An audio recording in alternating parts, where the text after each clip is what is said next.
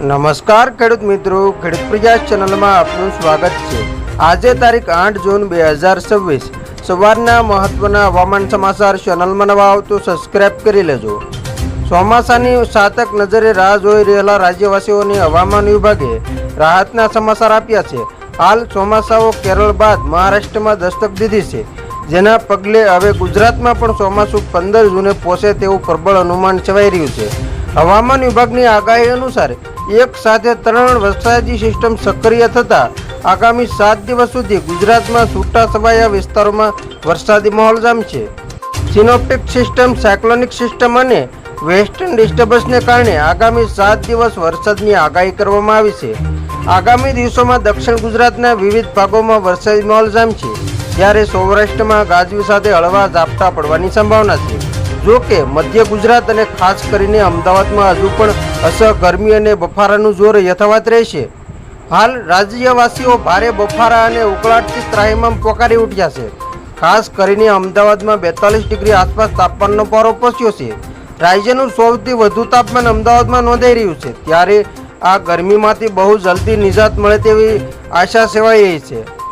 હાલ ચોમાસાએ રફતાર પકડી છે અને હવે ચોમાસું મહારાષ્ટ્ર સુધી પહોંચી ગયું છે, જેનો અર્થ એ થયો કે મુંબઈમાં વરસાદ આવે પછી એક સપ્તાહની અંદર જ ગુજરાતમાં વિધિવત ચોમાસાનો પ્રારંભ થઈ જતો હોય છે।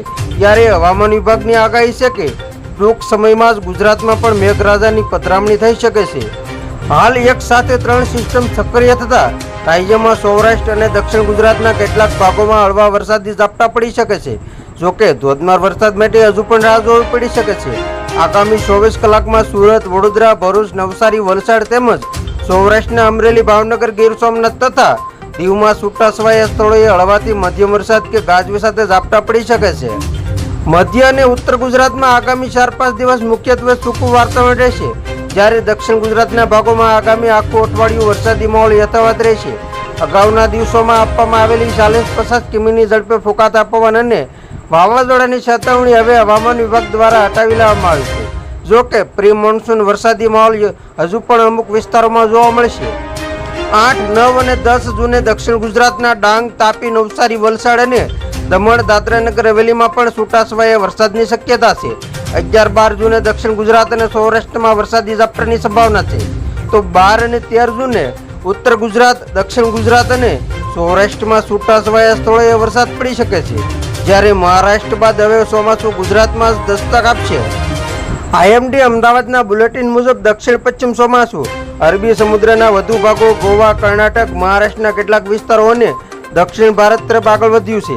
આગામી દિવસોમાં ચોમાસું વધુ વિસ્તારોમાં આગળ વધવા માટે પરિસ્થિતિ અનુકૂળ છે। ગુજરાતમાં સત્તાવાર ચોમાસાનું આગમન સામાન્ય રીતે જૂનના મધ્ય ભાગમાં થાય છે અને હાલ સંકેતો મુજબ 15 જૂન આસપાસ રાજ્યમાં ચોમાસાની અસર વધુ સ્પષ્ટ થઈ શકે છે। ચોમાસું ગુજરાત તરફ આગળ વધે તે પહેલાનો આ સમય પ્રી મોન્સૂન થંડરસ્ટોર્મનો છે, એટલે કે દરેક જિલ્લામાં સરખો વરસાદ થાય તેવું જરૂરી નથી। ક્યાંક અચાનક તીવ્ર પવન અને ઝાપટા પડે તો ક્યાંક સંપૂર્ણ સૂકું વાતાવરણ રહી શકે છે। સત્તાવાર ચોમાસાની જાહેરાત માટે આઈએમડી વરસાદની વ્યાપકતા, પવનની દિશા અને ભેજ જેવા માપદંડોને ધ્યાનમાં લે છે। તો ખેડૂત મિત્રો, આ હતા સવારના મહત્વના હવામાન સમાચાર। ફરી વખત મળશું નવી અપડેટ સાથે। ત્યાં સુધી જોતા રહેજો ખેડૂત પ્રયાસ યુટ્યુબ ચેનલ।